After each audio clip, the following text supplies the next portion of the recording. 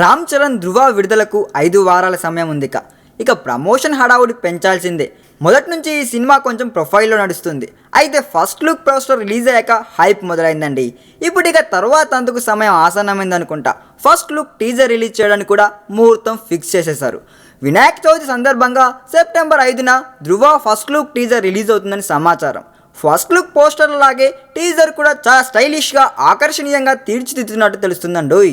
మరోవైపు ధృవ బిజినెస్కు సంబంధించి వస్తున్న వార్తలు సంచలనం రేపుతున్నాయని చెప్పాలి.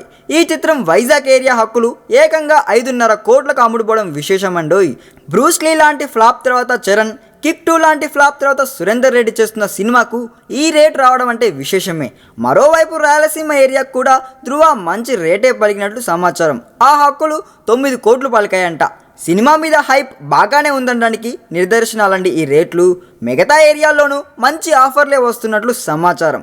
మొత్తంగా ధృవ బిజినెస్ 50 కోట్లు దాటే అవకాశాలు పుష్కలంగా ఉన్నాయని చెబుతున్నారండి. టీజర్, ట్రైలర్ రిలీజ్ అయ్యాక సినిమా మీద అంచనాలు మరింత పెరుగుతాయని అంచనా వేస్తున్నారు. ఈ చిత్రం అక్టోబర్ 7న ప్రేక్షకుల ముందుకు రానుంది. మరి చూడాలి ఏం చేస్తుందో ఈ సినిమా. ఈ వీడియో మీకు నచ్చినట్లయితే సబ్స్క్రైబ్ చేయండి. ఫిలిమి స్టార్స్ బోలెడంత న్యూస్ బోల్డ్గా.